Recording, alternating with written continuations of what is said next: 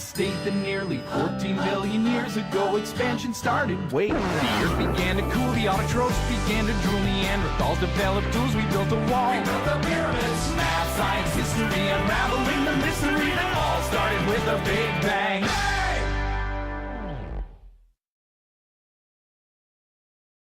You'll probably recognize this song from the world-famous TV show The Big Bang Theory, but it pretty much sums up about 90% of the history of the universe in about, a minute?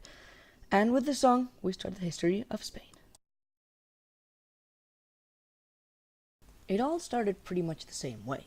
Human life started about 5 million years ago, and it was pretty much the same worldwide, except for America! Yeah! You know, we made fire and such, blah blah blah. We really don't see much happening in Spain until the Iberian tribes, who were very experienced in the art of pottery and were very well known for that. And then came the Great Hispania, ruled by the Roman Empire, that were some of the most important warriors, and even then, it was considered a wonderful land. I mean, rich people retired to live there, including many emperors. Not this one, but quite. There were many circuses in which people went to see gladiators, who fought with lions. Anybody up for gladiator? After this, there's medieval history, which is kind of the biggest thing in the history of Spain. It is generally considered from the 5th century all the way to the 15th century. We will consider the whole of the Iberian Peninsula, not only Spain, since it's all the same thing. It all started in the 409, when the Germanic invasion started. The Visigoths were already in the peninsula, but they were quickly kicked out by Gallia, forcing them to go full-blown on Hispania.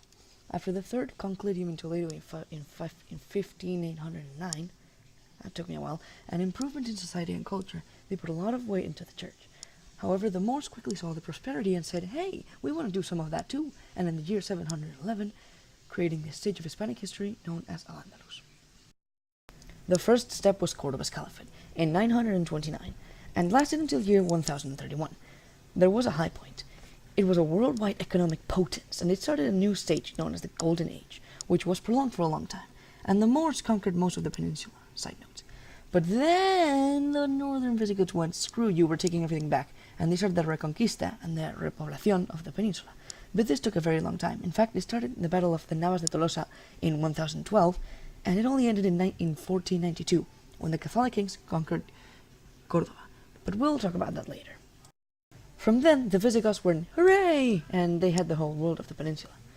The Visigoths were divided into different societies. The Astur-Leones, where they were the only ones that ruled over the Conquista. Castile separated from the Astur-Leones in the 9th century, who were one to become a worldwide power. Also, at this point, that Portugal became a thing. There was also Navarre, 4th century, and the Catalonian countries, but they really didn't do much, so let's just forget them. And together they formed Reconquista. In this time, there were many more new styles of art, like pre-Romantic, Romanic, Gothic, and many more. Then Castile and Leon joined. Yay, more land! Sometime later in 1942, the Catholic kings conquered the Nazarene reign of Granada, and Al-Andalus was finally over. Okay, they also founded Christopher Columbus' expedition to America after Portugal refused to do it. It went something like this. Portugal, would you fund my expedition? No. Okay. Spain, would you fund my expedition? No. Please? No. Please? No. Please? No. Please? Okay. And that's how we discovered America. But Columbus thought that he was in Asia. It took a year later, until Amerigo Vespucci realized that it was a new continent. But we're talking about Spain. In 1520, Fernando de Magallanes and Juan Sebastián Elcano circumnavigated the world for the first time, proving that the earth was round, although there's still some people that believe in a flat earth. Yeah, I don't know what those are up to. Next up, Spain's Golden Age, from the 16th to the 17th century. This was when Spain's army was labeled invincible, but that ended soon, sadly. You know Catalonia's independence thing, right? Yeah, well, they've been at it for centuries on end, since the 1640s trying to be independent, and that's what I call persistence. Up next, the War of Spanish Succession. This one popped up because the King of Spain died, and someone came to the throne, who someone else didn't like, so they went to war, and after 14 years of dispute, Spain won. Yay! You may already know this one, but the war against Napoleon started in 1808 and ended in 1813 because he randomly sent troops through Spain one day, and we thought nothing of it. And then later on, we found out that he wanted to invade Spain and he was mapping the territory. So we really just needed to take action. And now, thanks to this numbnuts, we were distracted and our American colonies rebelled, and now this exists. Now comes the glorious revolution, where a group of people said, "We don't like you, go away," and the queen said, "Screw you," but more people and more people joined, and they kicked them out even harder, so a new guy was put in place named Amadeo de Saboya. And finally, we're up to a recent event. The Civil War in Spain was a key feature for Spain's future, and it happened from 1936 to 1939. This happened because a bunch of people said, we don't like your political party, and the other people said, we don't like it either, and they both said, let's dispute it peacefully. So they went to war. After the war, Francisco Franco became dictator, and some people loved him, and some people hated him.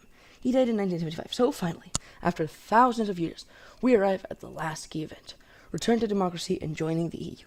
Since then, everything's been pretty peaceful. Bonus round, Spanish discoveries and inventions, go! Antiseptics, glass mirrors, modern surgery, migraine surgery, vanadium, tungsten, self-healing polymers, carbon monoxide, platinum, chupa chups, chorizo, Spanish omelette, paella, Gregorian calendar, spherical trigonometry, geostatistical analysis, glass, syringe, CRISPR system, barometer, microscopograph, steam engine, parallel submarine, planetarium, wormhole. Okay, this is getting boring.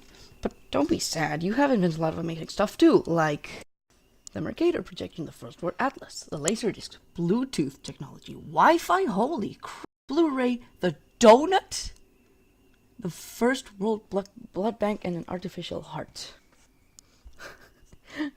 Yours are already cooler than ours, not fair. So, thank you for watching our little video. We hope you enjoyed it. Thank you for watching. We hope you enjoyed.